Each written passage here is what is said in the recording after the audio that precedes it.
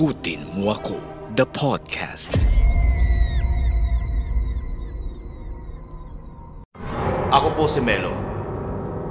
Siguro nakarinig na kayo ng kwento tungkol sa mga doppelganger o manggagaya.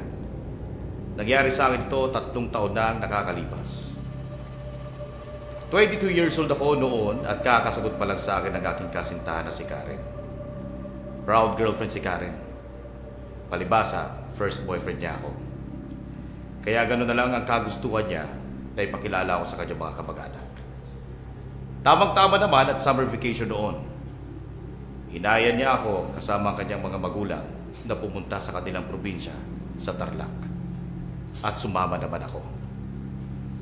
Parang piyesta nang dumating kami. Ramdam ko ang mainit na pagtangkap sa akin ng mga kamag-anak niya. Mga pinsan nga niya, pabiro akong sinasabihan na wag ko daw lolokohin si Karen. Binigay ko naman ang assurance ko sa kanila. Nang gabi ring iyon, nagkaroon ng salo-salo.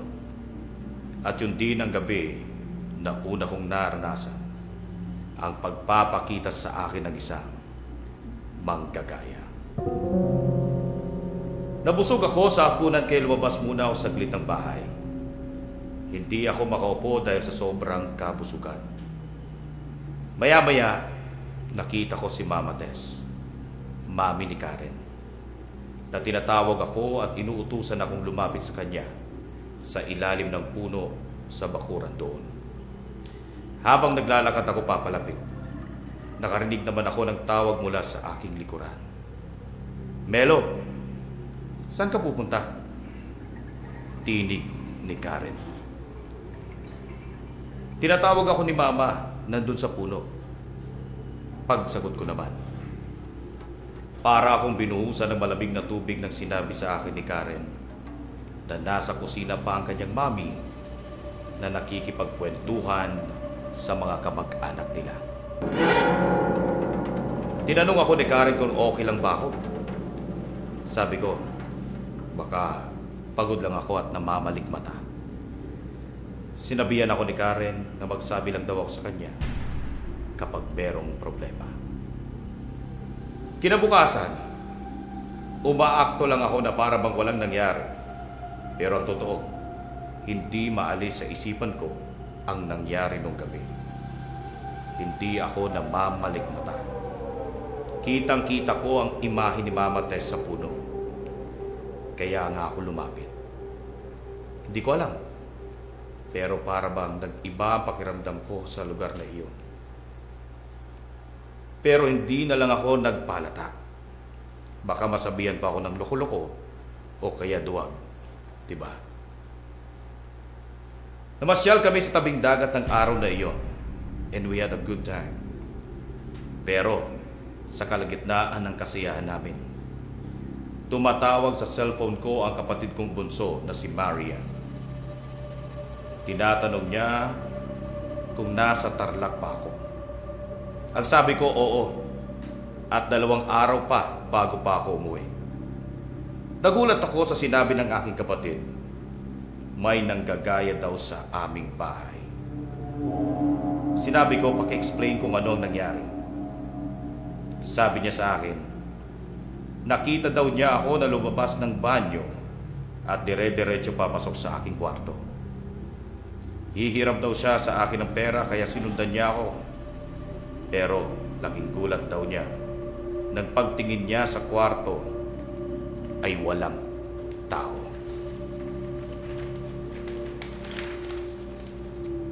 Pinapauwi na nga niya ako dahil natatakot daw siya. Di ko lang masabi na meron rin akong kaparehas na karanasan at baka lalo lang matakot. Kinalma ko na lang at sinabi ko sa aking kapatid na si Maria na parang guni-guni lang niya yun. Or guni-guni lang niya yun. Pero ang totoo, naniniwala ako sa sinasabi niya. Ano ba naman to? Nagpapasikat nga ako sa girlfriend ko at sa mga kamag-anak niya, di ba? Pero hindi dapat akong makita nilang takot at naduduwag. Pero sa lahat, ito na talaga ang nagpatindig ng aking balahibo. Isang gabi, Inabot ako ng gutom habang tulog na ang lahat. Kaya nagdesisyon akong pumunta sa kusina. May tirang 2 pirasong galunggong na nakatakip sa lamesa, kaya yun na lang ang kinain ko. Pagkuha ko ng kanin, paupo na sana ako nang makita ko si Karen at si Mama Tess na nakatayo. Tara, kahino tayo. Pag-alok ko sa kanila. Pero hindi sila sumagot. Nagtaka ako at makailang beses ko pa silang tinawag pero hindi sila kumibo.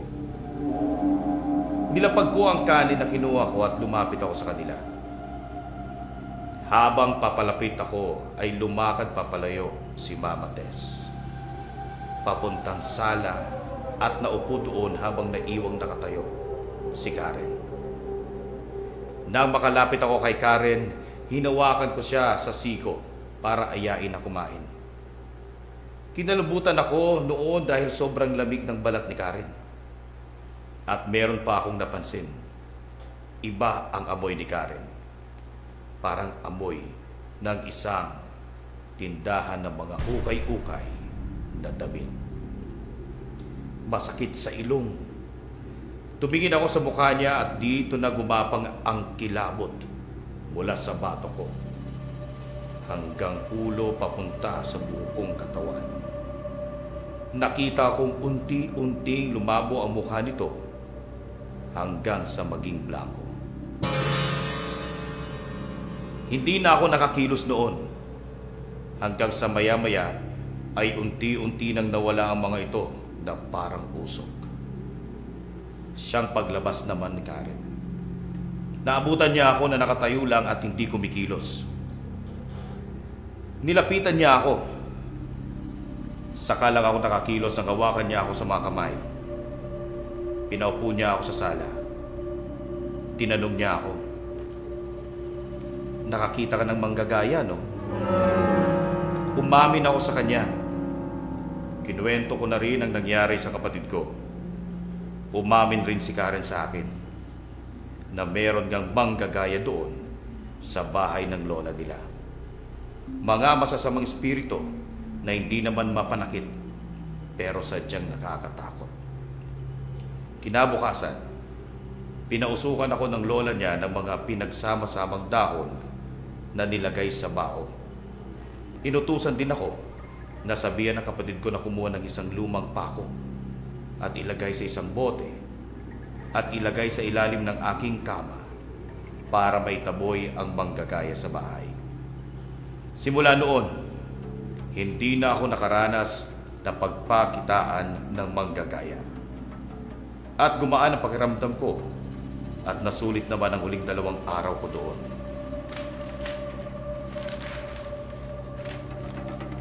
Hanggang ngayon, kami pa rin ni Karen at going strong ang aming relasyon. At yan po ang aking karanasan tungkol sa mga manggagaya. Takutin Mo Ako, the podcast.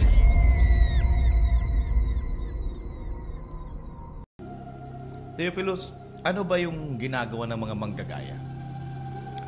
So, itong mga manggagaya, technically, kaya sila tinawag na manggagaya kasi ginagaya nila yung itsura nung sarili natin o nung kapwa natin. So, somehow, pag nakita ito ng ibang tao, parang napagkakamalan na sila yun pero hindi pala talaga sila. So, parang another omen or something na ginagaya yung itsura ng isang tao. Yung kahit malayo sa lugar, di ba? Halimbawa, nandito ako sa Maynila, tapos may kamag-anak ka sa probinsya, tapos biglang tatawag sa'yo na, parang yung kanina sa kwento natin, na parang nakita kita dito. Umuwi ka na ba? Parang gano'n, umuwi ka. Hindi, dito pa kayo sa Maynila. So, yung ba'y pwede natin matawag na, ay, may nanggagaya sa'yo. May doppelganger ka. Oo, normal yun. Minsan nga, nasa ibang bansa pero nakikita dito. Yung napakalayo. Kumbaga ang idea kasi dyan is regardless of the distance, wala doon yung tao pero nakikita siya ng iba. Ganon. So, sino ba yung madalas pagpakitaan ng mga manggagaya? Wala tong pinipili. walang madalas pinagpapakitaan. Lahat is parang talagang may experience halos, hindi man lahat, pero marami sa atin, mga Pilipino, merong personal experience sa doppelganger eh. Or kung hindi man personal experience, sa ibang tao na naikwento lang sa kanila, pwedeng sila yung ginaya. So, napakaraming kwento niyan talaga tungkol sa doppelganger. Kahit bata, matanda, kahit sino. Kahit sino. Ano ba yung mga palatandaan na ang isang tao ay, or kakilala mo, ay manggagaya pala? Or ginagaya na? Ang isang pinaka-common na trait ng isang doppelganger is yung iba yung ugali nila doon sa original na tao. Like, for example, ikaw yung ginaya, medyo jolly ka, masayahin, joker. Pero, pag nakita nila yung doppelganger, kabaliktaran. Tahimik, seryoso. So, pag nakita mo, malilito ka, bakit biglang ganun? May sakit ba to? Or ano, bakit biglang iba yung ugali niya? Hindi siya ganyan eh. Hindi naman siya bipolar, gano'n. Pero yung ugali is talagang direct opposite nung ugali ng taong ginagaya. Oo, tulad nga sa kwento ni Melo kanina, 'di ba? Parang hindi kumikibo nung tinatawag niya, laalis na lang, lalayo na lang. Second pa yan, ang mga doppelganger, hindi sila nagsasalita.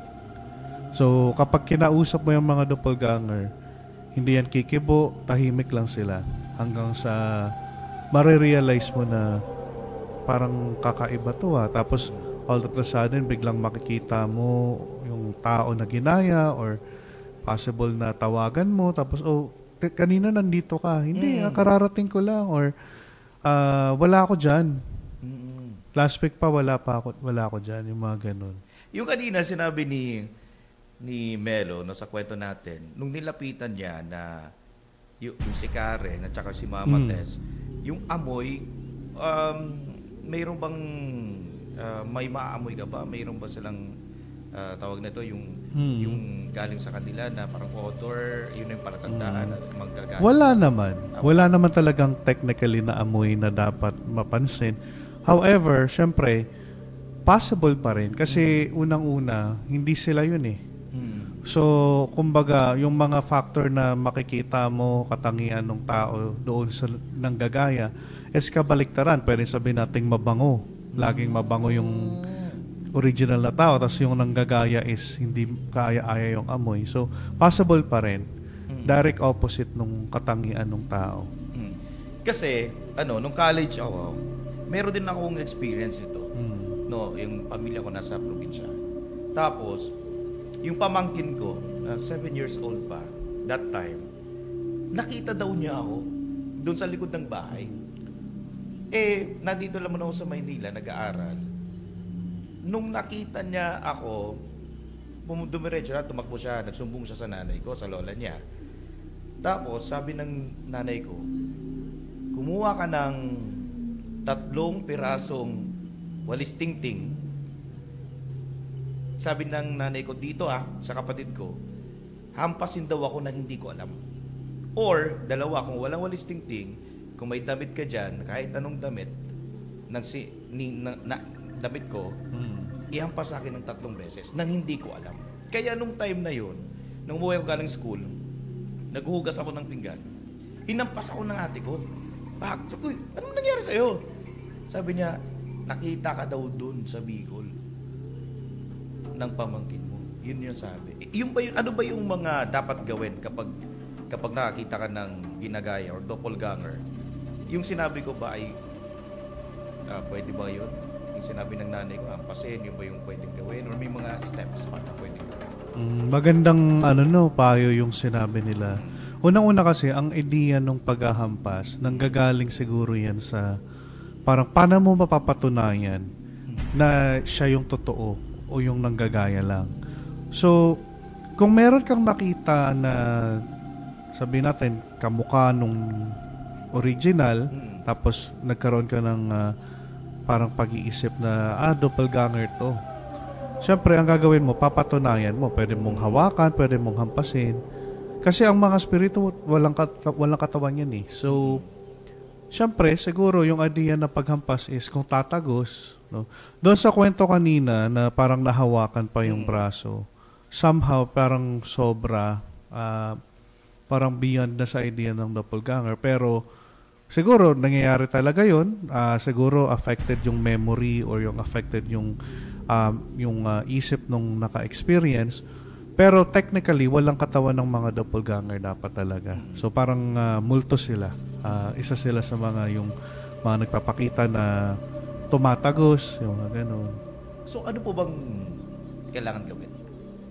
So, unang-una, ang idea ng doppelganger is hindi naman talaga 100% threatening. Depende sa scenario or sa case. At sa case-to-case basis. Sabi nila, kapag ang doppelganger ay nakita mo yung mismong ikaw yung ginagaya, tapos nakita mo yung yung doppelganger na kamukha mo, doon ka matakot. Kasi ano yan eh, parang sumpa or omen na may mangyaring masama sa'yo. So, ang ginagawa niyan is kapag nakita mo yung doppelganger mo, syempre, katulad nung parang idea na rin ng pugot yung ulo, di ba? Sabi nila pag nakita mong pugot yung ulo, susunugin yung damit or ano. Pero siguro kung oras mo na. Siguro minsan isa na rin sa mga senyales ng pwedeng masamang mangyari sa isang tao. Pero kung yung taong nakita is ibang tao, halimbawa ako is nakita ko yung doppelganger ni ganito, hindi ko naman doppelganger yun, wala akong dapat ikabahala. Wala namang dapat masyadong gawin. Pero para sa akin, effective yung sinabi mo na hampasin. Kasi doon mo mapapatunayan kung ikaw yun o hindi. Di ba napatunayan ng kapatid mo na ikaw nga yun kasi nga nag-react ka. Correct. So siguro kung doppelganger yun, iba yung reaction or siguro tatagos yung hampas o bigla na lang mawawala. Yung sinasabi niyo, Theophilus, no? Yung kanina, pangitain. Kung ikaw mismo nakakita. Oo. Kasi yung ganun talaga, kahit sa mga probinsya, Oo. kapag nakita ka, ibig sabihin naglalakbay na doon yung kaluluwa mo. Hindi naman ganun.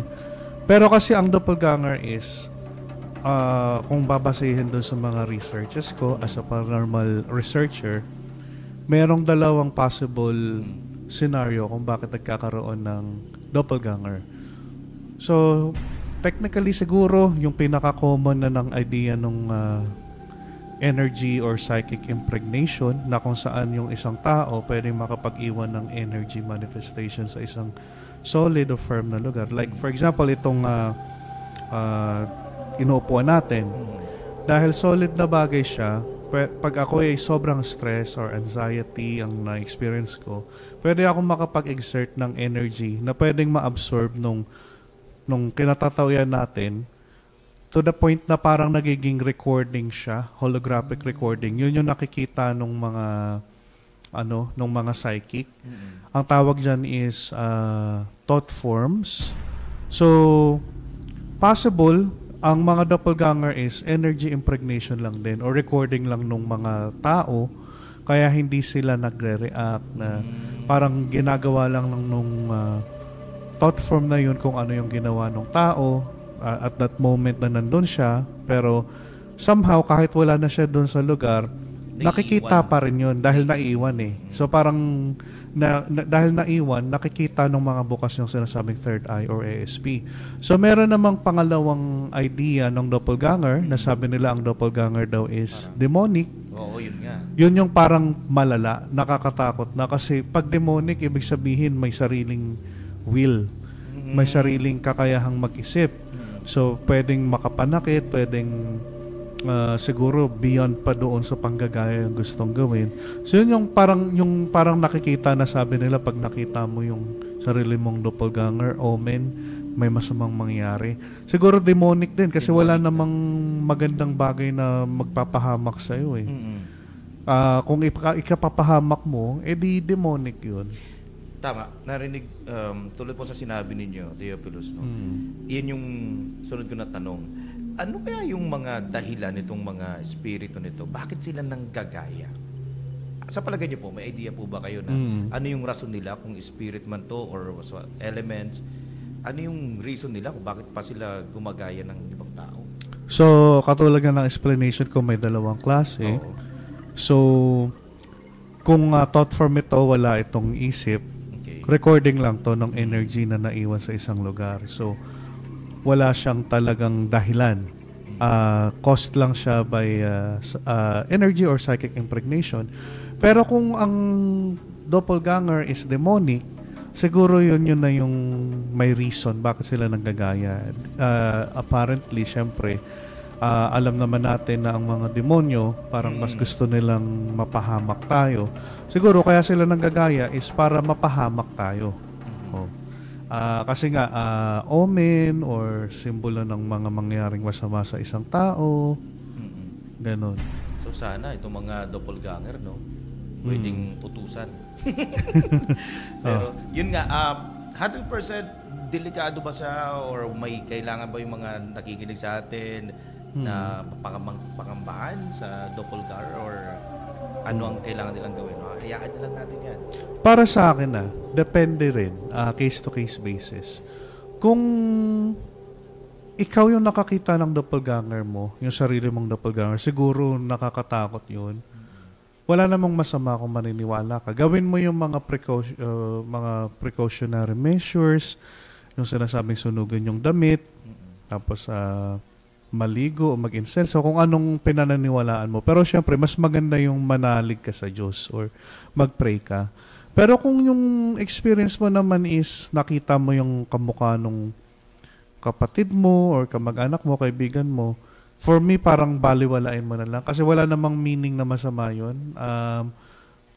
Sabi ko nga, nagiging masama or nakakatakot lang or dapat pangambahin lang kung ikaw mismo nakakita ng doppelganger mo. Pero kung sa iba, hindi. Kasi pwede naman siguro na bukas lang yung ASP or third eye mo, nakita mo lang yung energy imprint niya, kaya aksidente mong nakita yung kamuka, pero wala namang ibig sabihin, or baka na malikmata ka lang kasi meron naman talagang magkakawangis, meron namang mga tao dyan na parang kamukha mo, di ba? Hindi man 100%, pero siguro minsan patalikod, nakatagilid. Minsan hindi natin maiwasan, meron talaga tayong, si ano yun yun pala ibang tao. So mas maganda rin talagang patunayan natin sa sarili. Baka namamalikmata lang din or whatsoever. Kayo po ba, meron na experience? Na-experience po ba yan? Oo naman. Ang daming experience. No? Sabi ko nga, halos lahat ng Pilipino meron. Kung hindi man personal, siguro na i-share sa kanila or ibang tao yung nakakita na sila mismo yung ginaya. Katulad sa'yo, iba yung, hindi mo na-experience personal, no? Pero nakita nung ibang tao. So, marami talaga apparently. Sa kapatid ko, sabi is, nakita daw siya sa covered court pero wala naman siya doon.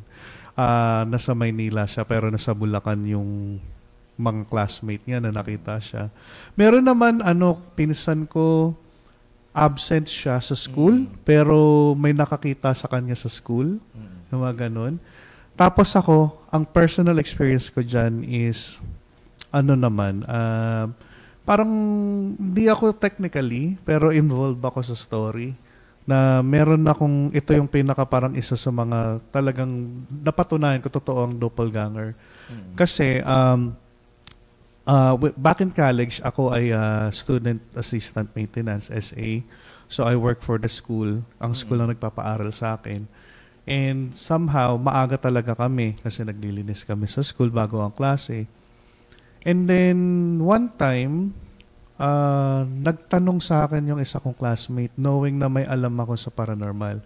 Kasi college days pa lang talagang may alam na ako sa paranormal. Researcher na ako . Oo So, alam nila. Sabi, may tanong ako sa'yo, anong nangyari sa amin kanina? Parang mga 15 minutes ago. Sabi ko, ano ba nangyari? Sabi niya is, kasi, kararating ko lang. So, ang room kasi namin nasa second floor. Nakita niya yung isang classmate namin, itago na lang natin sa pangalang Ana, nandoon nakaupo sa may stairway, paakyat sa second floor. Nakaupo siya and yung damit niya is school uniform na typical na blue, tapos light blue na combination ng palda at damit. Tapos tinanong niya yung classmate na yon na nakaupo. Ang aga mo naman, bakit nandyan ka, hindi ka pa pumasok sa loob? Yung classmate namin na si Ana, na kinakausap nung, itago na lang natin sa pangalang Rian, is nakatunga nga lang sa kanya. Kumbaga tahimik lang. Sabi ko nga, typical na hindi nagsasalita ang doppelganger, no? Nakatingin lang sa kanya. Nagtataka siya kasi si Ana is sobrang daldal. Alam mo yun yung parang marites na. Jolly. Tapos mahilig magkwento, magchismis. Tapos, ang weird kasi siyempre nadaanan niya, nakita niya na Bakit hindi nagsasalita? Hindi man lang sila pinansin. So, bakit hindi ako pinansin? Pinapansin naman ako lagi. So, ang ginawa niya, bahala ka nga dyan. Nilagpasan niya. So, meaning to say, may malapitang interaction. Hindi talaga mamamalikmata. Paglagpas niya, pumasok siya doon sa room and then maya-maya, parang mga 5 minutes after, dumating si Ana na nakapang PE uniform. So, ibang-iba doon sa... Nakita niya na naka-school uniform, pero PE uniform. Tapos si Ana naman is, pagpasok pa lang, nagdadaldal na, ano ba yan ang traffic? Pawis-pawis ako, ang init, so, ang hirap bumiyahe. Sabi ko, bakit nagpalit ka ng damit? Bakit ang bilis mo magpalit? Tapos ano sinasabi mong traffic? Kanina ka pa. Tapos bakit parang kararating mo lang? Sabi niya, hindi kararating ko lang. Ano sinasabi mo? Sabi, sino yung nakita ko doon sa may hagdan? So doon sila kinalabutan and tinanong nila ako.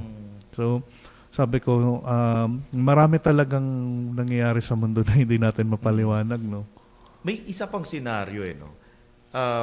Ito naman nangyari doon sa tropa ko, kapitbahay namin dyan sa Quezon City. Kasi nagkaroon ng isang enkwentro. Nagkaroon siya ng enkwentro. Yung kaibigan niya na lalaki, napatay. Hindi niya alam. Pagbukas niya ng pinto ng bahay, nakatambay doon. Nakatambay doon yung lalaki. Pero hindi din kumikibo. Tapos, sige. Tapos bumili siya. Tapos maya-maya, may nakita siya na mga kumpulan ng tao. Anong meron? Sabi niya, anong meron dyan? Sa lubong niya, napatay na baril. Yung, isago na lang natin sa pangalang Edgar. Edgar. Nakita ko pa lang siya doon nakaupo sa bahay Hindi. Yung nakita niya yung mismo, yung katawan at bangkay, napagulol niya na sa iyak. Kasi takot at takot siya. Kasi paglabas niya ng bahay, naandun kitang-kita ako. Hindi nga ako pinansin ano po ba yung doon? Doppelganger ba siya? Or nagparamdam or whatsoever? Technically, thought form siya. Ang energy imprint kasi talaga is hindi siya laging kaluluwa ng patay. Kahit tayo mga buhay tayo. So doon sa thought form class. Ang kinaibahan lang kasi sa atin, buhay pa rin tayo pero nakakagawa tayo ng sarili nating multo. Kala natin lang siya, literary word lang na parang ginagamit lang ng mga poetic na mga tao. Pero meron talaga tayong kakayahang gumawa ng sarili nating multo.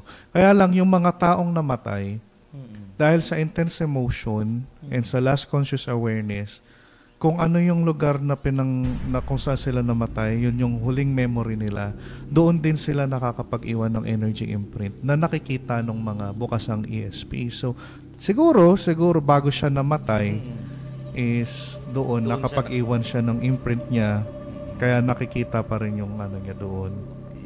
Anyways, maraming salamat Philos. At syempre, sa ating letter sender na si Melo, maraming salamat sa inyo. Takutin mo ako, the podcast.